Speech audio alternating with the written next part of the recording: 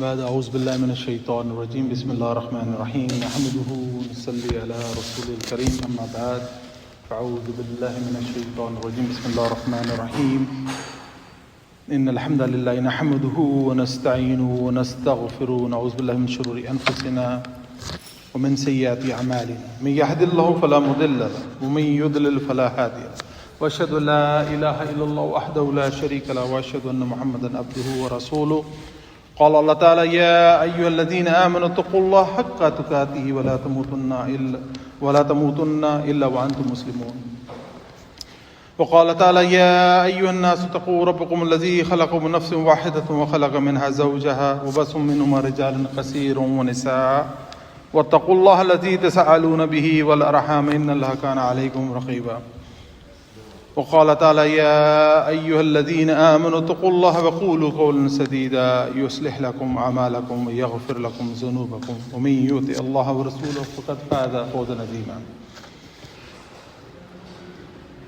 فإن أصدق الحديث كتاب الله تعالى وأحسن الهدي هدي محمد صلى الله عليه وسلم وشر الأمور محدثاتها وكل محدثاتها بدعة وكل بدعة دلالة وكل دلالة في النار أما بعد بسم الله الرحمن الرحيم الحمد لله رب العالمين والصلاة والسلام على أشرف الأنبياء وسيد المرسلين نبينا محمد صلى الله عليه وعلى آله وصحبه وأزواجه أجمعين أما بعد.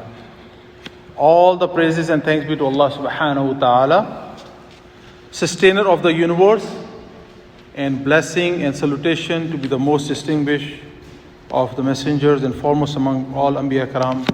Khususan blessing on Prophet Muhammad sallallahu alayhi wa sallam. May I have blessing on him, on his wife, children, companions, all the Sahaba Karam, righteous ulama who passed in the past who are among us. May Allah subhanahu wa ta'ala bless all of them. Ameen. قال الله تعالى في سورة توبة إن عدد الشهور عند الله 12 شهرا في كتاب الله يوم خلق السماوات والأرض منها 4 حرم ذلك الدين القيم فلا تظلموا فيهن أنفسكم صدق الله العظيم. We are in the month of Safar, and as we know, Islamic calendar has its own 12 months. Starts with Muharram and end in Al-Hijjah. So there are things people talk about these months. And we are in the month of Safar. So there are some misconceptions about the month of Safar. You may have heard this in the past, maybe, talking about this one to me, or maybe other Khatib may have talked about it. If you have heard about it, alhamdulillah, that's good. That's a refresher for you. Constant refresher we always need. Why we pray Salah again and again? It's a constant refresher for you. That you connect to who? To Allah subhanahu wa ta'ala. So we as a Khatib, it's our obligations to remind to ourselves foremost and you all about what are the misconceptions and what is right, what is wrong. And may Allah subhanahu wa ta'ala protect us, take us in our blessing, and let us speak what is truth. Whatever the truth comes is from Allah, is from khair from Allah subhanahu wa ta'ala. Shar can be from the humans. May Allah subhanahu wa ta'ala protect all of us from all of those shar. Ameen. So as I recited the ayah, Allah subhanahu wa ta'ala very clearly explained that in the sight of Allah subhanahu wa ta'ala, the months are 12. And these are registered when Allah subhanahu wa ta'ala created heaven and earth. And then Allah subhanahu wa ta'ala talks about it, this one, there are 4 months which are sacred, month of Dhul Qa'dah, Dhul Hijjah, Muharram and Rajab. Those are very precious months in a way. You know, it has its own merits. Obviously that's not the topic, I'm not going to go in details of that, but inshallah let's focus more on Safar. So in old times, in Zaman Jahaliyyah, this was the tradition in the Arabs that whenever they want to pick up the fight, they pick up the fight. All months has its own meritorious status in the sight of Allah subhanahu wa ta'ala. In some of the months, even in Zaman Jahaliyyah or before pre-Islamic era as well, they still believe in those months, that these months do exist and we should do certain things, or we shouldn't do certain things. So just not to conflict their own original beliefs, they try to squeeze and stretch the months as it fits in their need. So the month of Safar comes from the actual derivation of that one is emptiness, because people used to go out and fight in even before pre-Islamic era as well. And they know that when Safar comes, they have to go and fight. So when it's in their advantage, they'll switch it immediately and say, okay, forget about it. We are ready to go tomorrow. They call off the previous month, end of it, and they go for war. So to get the people in surprise, caught them in surprise, and loot them, basically, in their advantage. Look at this. Humans from the beginning, from the get-go, are impassionate creature, and they do whatever is in their benefit. And Shaitan is in complete hell in those shar, or in those wickedness. So they call this one, this is the month we should not, this is the emptiness month and we should not fight. So they just keep switching the months around. And when it comes to the Muslims, we inherited a lot of those things, because if you see pre-Islamic era, from there when Rasulullah starts giving the da'wah, a lot of people came from the other side of the aisle. They were either Yahud or Nasara, or they were some other, non-believers altogether, or something. So they came with the package. As we all came from somewhere, if not you, if you are born here, your parents, and parents, maybe some generation came from somewhere. So they came with some package. So it's hard to offload your package. If you come with something, it's hard to offload everything. But this is what the deen says. Take what is good and leave what is not good for you. Where khair is, take the khair and leave the shar out of it. So when they came, they adapted some of those habits as well. And what happened is, sometimes Muslims believe that because this is the month of so-called suffering, so if you do something, bad omens going to come to you. Something bad is going to happen to you. And there were a lot of rawaya in Arab. They talk about there are certain diseases which comes to the animals or their flocks, and and it happens in this month. So you have to be very extra cautious about that one. Whereas Allah subhanahu wa ta'ala clearly says, everything comes from Allah subhanahu wa ta'ala. Sometimes it comes as a test, and sometimes it's our own wickedness, results of those. It triggers something. And Allah subhanahu wa ta'ala definitely tests each and every one of us in a different way. If someone sitting here or listening or wherever it goes, whoever can listen and claim they have never been tested, it's not going to happen. That is even worse test actually. If someone thinks they have not been tested in certain way or any way, that's even a greater test itself. Because you're in ghafla. Allah has tested you, but you're in ghafla, or you are ghafil, you are not understanding the greatest of the test of Allah subhanahu wa ta'ala. Allah is letting you go. It's like an elastic, you keep going, it's just keep stretching. But towards the end, each elasticity or each elastic has a certain limit. After that, it keeps flying back to its own Rabb, where we came from. And then Allah will be the one who will be judging those people. May Allah subhanahu wa ta'ala protect us from any of those wickedness and any of those ghafla. Inshallah. Ameen. During this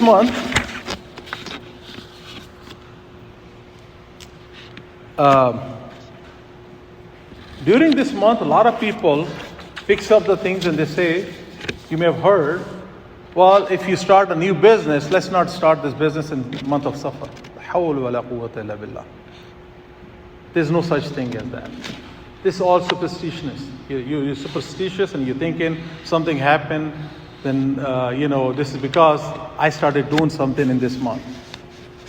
in some area or some people believe that they should not do the marriage during this month. It's not good.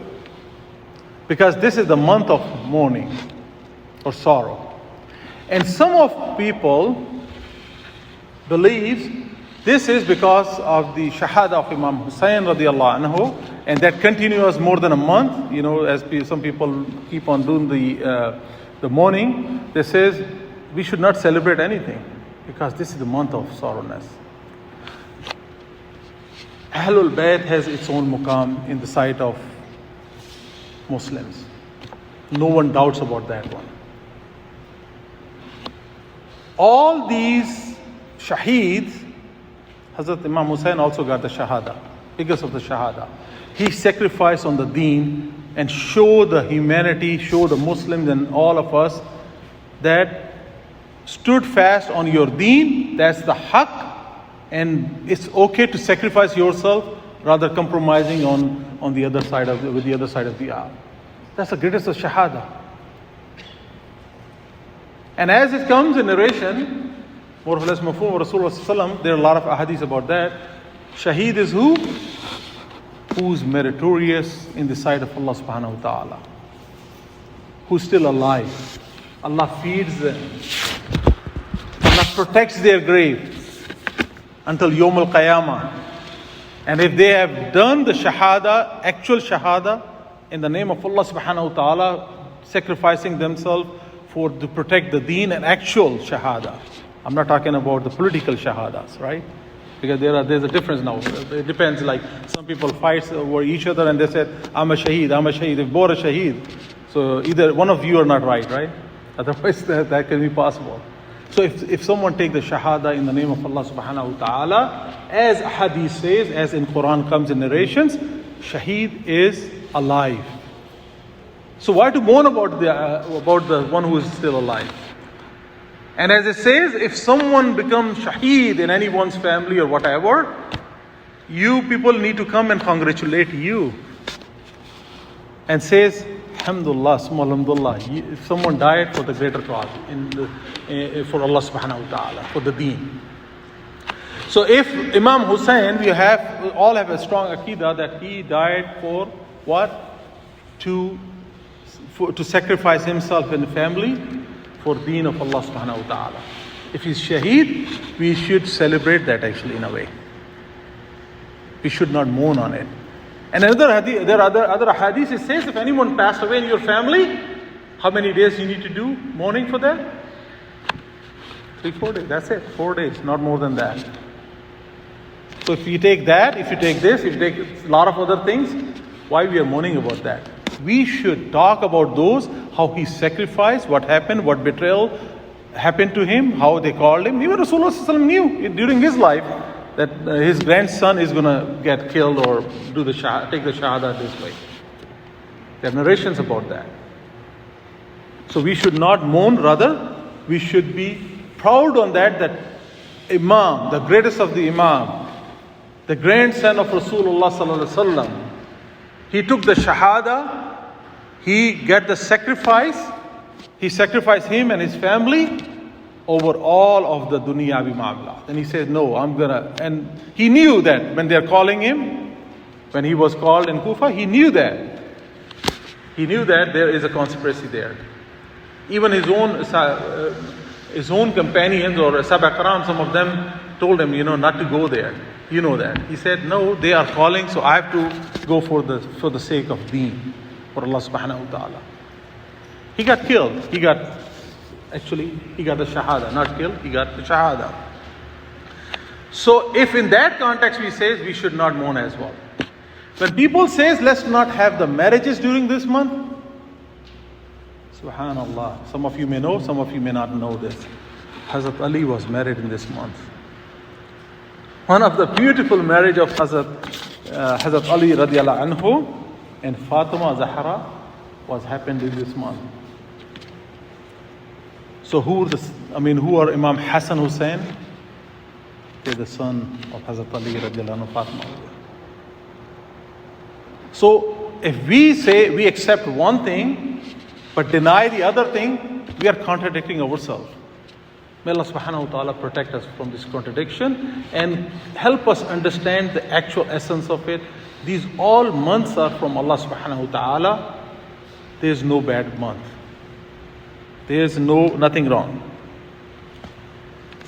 People, some in Uzman al-Jahaliya, they say some disease, some infection comes in.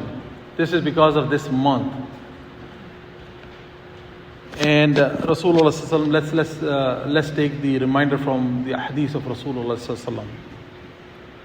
As narrated by Abu Hurairah radiyallahu anhu, that Rasulullah sallallahu said, "No adwa," meaning the transmission of disease, infectious diseases without the permission of Allah.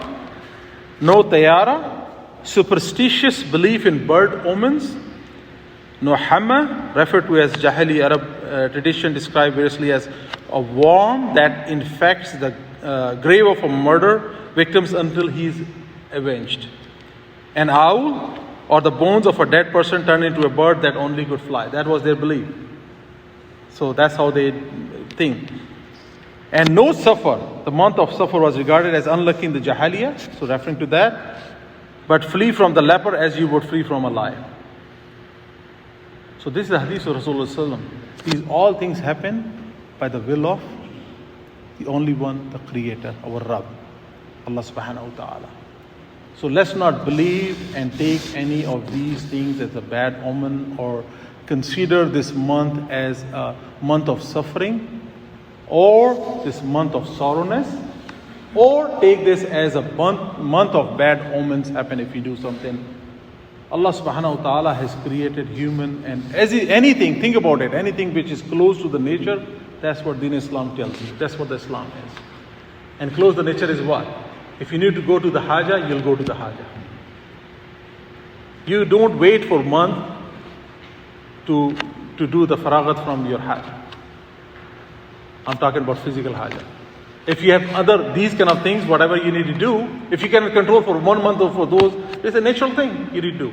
For all these things, whatever I'm just referring to, quoting a little bit of examples here, this is all by the will of Allah subhanahu wa ta'ala. May Allah subhanahu wa ta'ala protect us from any of these shar, and may Allah subhanahu wa ta'ala give us this understanding that we need to ponder more what Quran says, what the hadith says, not what some ulama quotes out of their own desire, personal desire. قولوا قولي هذا أستغفر لي ولكم سائر المسلمين فاستغفر إنه هو الغفور الرحيم.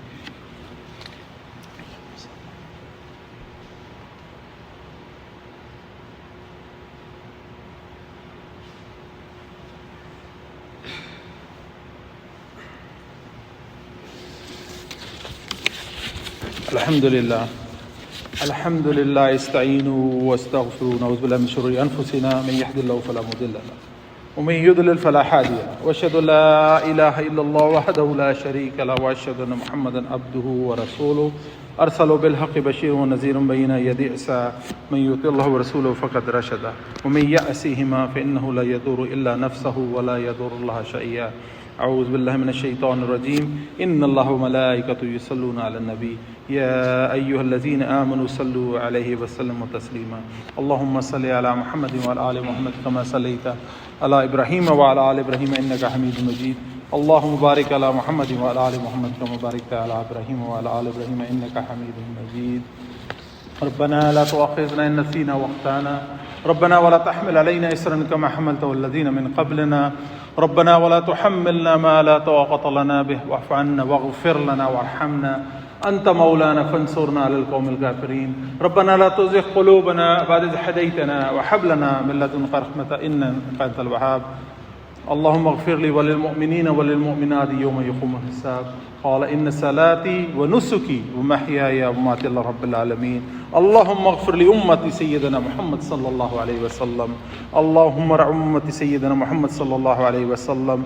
اللهم أصلح أمة سيدنا محمد صلى الله عليه وسلم. اللهم استر أمة سيدنا محمد صلى الله عليه وسلم. اللهم اجبر أمة سيدنا محمد صلى الله عليه وسلم. اللهم فرج عن أمة سيدنا محمد صلى الله عليه وسلم. اللهم انصر الإسلام والمسلمين. اللهم انصر الإسلام والمسلمين. اللهم انصر الإسلام الإسلام والمسلمين. اللهم اغفر لنا وللمؤمنين والمؤمنات والمسلمين والمسلمات